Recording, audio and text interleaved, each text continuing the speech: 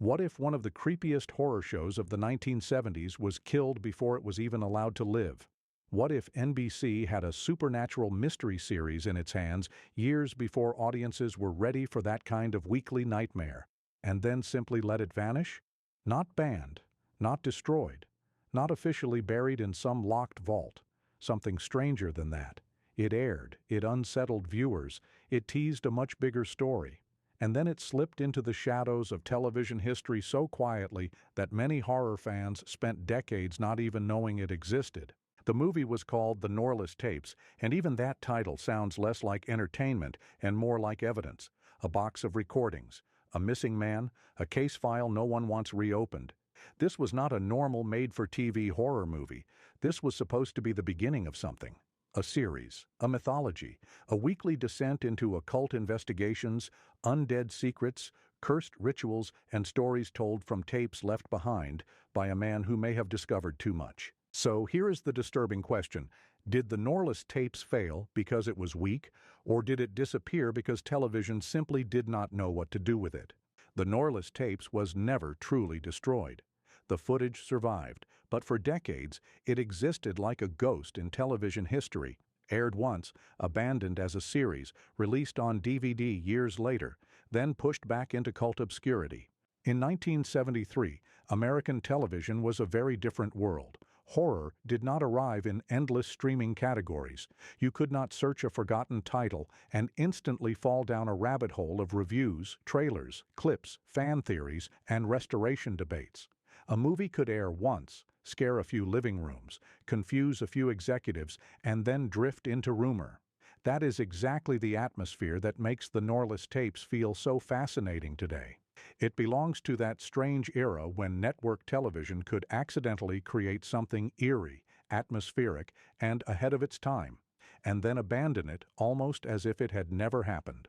The man behind it was Dan Curtis, a name horror television fans know very well. Curtis had already changed the shape of Gothic TV with Dark Shadows, and he had helped turn the supernatural investigator into a powerful television figure through projects connected to the spirit of the Night Stalker. So when the Norliss Tapes appeared, it carried a very specific promise. This was not just another haunted house of the week. This was a potential doorway into an entire horror universe. A writer investigating the occult, strange cases recorded on tape, a missing protagonist whose voice becomes the only path into the truth. It had the bones of something that could have run for years. And then it didn't. That is where the mystery begins to bite. The film opens with a concept so strong that modern horror television would still steal it.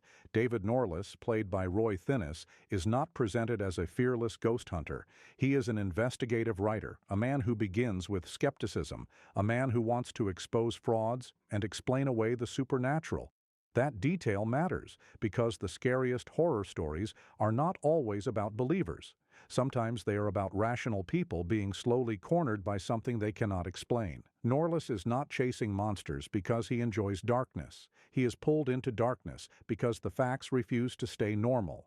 Then he disappears. His publisher, Sanford Evans, finds only the tapes Norliss left behind. Think about how eerie that is. The hero is already gone. We are not following a clean adventure. We are listening to the remains of one. The story has already wounded someone before the audience even understands what happened. That framing device gives the entire movie a haunted quality. Every tape feels like a confession. Every scene feels like it might be leading toward the moment where Norliss crosses a line and cannot come back. And what is on those tapes? A widow, a dead artist, a corpse that refuses to behave like a corpse, a promise of immortality, and a supernatural bargain that pulls the story out of simple murder mystery territory and into something colder, stranger, and more occult. The central case involves Ellen Stern's Court, played by Angie Dickinson, a woman who is being terrorized by something that should be impossible, her dead husband, James Court. James was an artist. He was buried. He should be gone. But in true 70s horror fashion, death is not the end here. It is the beginning of the problem. Ellen's grief becomes invaded by terror. Her home becomes unsafe. Her memory of her husband becomes corrupted by the image of something walking around in his shape. That is one of the most disturbing things about the Norliss Tapes. It does not treat the undead as just a monster. It treats the undead as a violation of grief. What happens when the person you mourn comes back wrong? What happens when love, memory, and death are twisted into something grotesque? That emotional idea gives the movie more power than its modest television budget should allow. And yes, some of the effects now look like 70s television effects. Some viewers today may laugh at the blue-faced corpse, the theatrical staging, or the slower pace. But that is also part of its charm. The movie does not feel polished in the modern sense. It feels like something broadcast late at night that you were never supposed to see twice. It has that dusty, eerie, analog quality that makes old TV horror feel less like a movie and more like a transmission from another room. That is why the disappearance angle works so well. The Norliss tapes was not erased from existence. It was not true lost media in the strictest sense, but culturally, it became almost invisible. It did not become the series it was meant to become. It did not become a household horror title. It did not get endless reruns that turned it into a mainstream classic. For many viewers, it became a title whispered in horror circles, remembered by people who saw it once, hunted by collectors, rediscovered through out-of-print releases and cult screenings. And maybe that is more interesting than a simple lost film story. Because real disappearance is not always physical. Sometimes a movie disappears because the industry stops caring. Sometimes it disappears because executives move on. Sometimes it disappears because a pilot fails to become a series, and without that weekly presence, the whole concept collapses into a footnote. And sometimes a movie disappears because it arrived a little too early for the audience that would have loved it. Ask yourself this: if the Norliss tapes had become a full series, would we talk about it today in the same breath as Kolchak, The X-Files, or other supernatural investigation classics? Would David Norliss have become one of television horror's defining occult detectives? Would the tape-based structure have created a chilling anthology format years before audiences became obsessed with found footage, case files, and paranormal archives? That is the controversy at the heart of this story. NBC may not have buried a masterpiece, but it may have walked away from a blueprint. The film was built around an idea that had real television potential. Every episode could have opened with another tape, another case, another missing fragment from Norliss's investigations. Instead of a clean hero solving clean mysteries, the show could have carried a feeling of doom. The main character is missing. His stories survive only through recordings. The audience is always listening to something that feels unfinished. That is a powerful engine for horror storytelling. But network television in the early 70s was not always gentle with strange ideas. A pilot had to do more than be interesting. It had to convince executives that people would return every week. It had to balance fear with accessibility. It had to promise ratings. And the Norliss tapes had a difficult personality. It was moody. It was occult-heavy. It was more brooding than explosive. It felt less like a crowd pleaser and more like a strange file pulled from a locked drawer. That may be why it never became what it was clearly designed to be. The comparison to The Night Stalker is unavoidable. That earlier success helped prove there was an audience for supernatural investigation on television. A skeptical reporter, a monster of the week structure, a mix of crime, horror, and dark humor. But the Norliss tapes is not exactly the same creature. It is colder, less wisecracking, more haunted. David Norliss does not have the scrappy charm of a man chasing a headline. He feels like someone already being consumed by the subject he is studying. That difference may be the reason the project feels so compelling now. It is less comforting. It does not give the viewer a hero who seems completely built to survive. Norliss is absent from the beginning. His voice remains, but his body does not. That makes the whole film feel like a posthumous warning. And then there is Angie Dickinson. Her presence gives the movie a level of glamour and emotional weight that separates it from ordinary TV filler. She plays Ellen not as a helpless victim, but as someone trapped in a nightmare that begins with grief and becomes something more unnatural. Her scenes give the story its human wound. Without Ellen, the movie would simply be about occult clues. With her, it becomes about the horror of realizing that the dead can return without bringing comfort. The undead husband plot also taps into a specific 70s fear that modern life, art, science, and ancient superstition were colliding in ways nobody could control.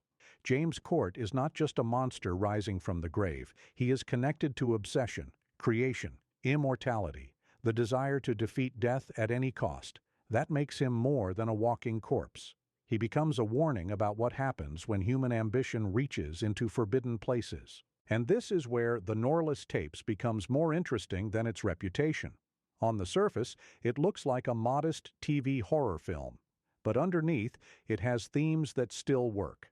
Skepticism collapsing under evidence, grief turning dangerous, recordings as haunted objects, the media archive as a place where truth survives after a person vanishes. These are ideas that modern horror continues to use because they are incredibly effective. So why did it fade? One answer is simple. It was a pilot that failed to launch. When a pilot does not become a series, it often loses its reason to remain visible. It becomes an orphan. Too complete to be a trailer, too incomplete to be a franchise. The Norliss Tapes sits in exactly that strange category. It gives you a beginning, but not a continuation. It opens a door, then the house disappears. Another answer is distribution. For decades, many made-for-TV movies lived and died by broadcasts, reruns, VHS availability, cable programming, and later DVD releases. If a title did not keep circulating, it could vanish from ordinary memory. Not because no copy existed, but because access became difficult.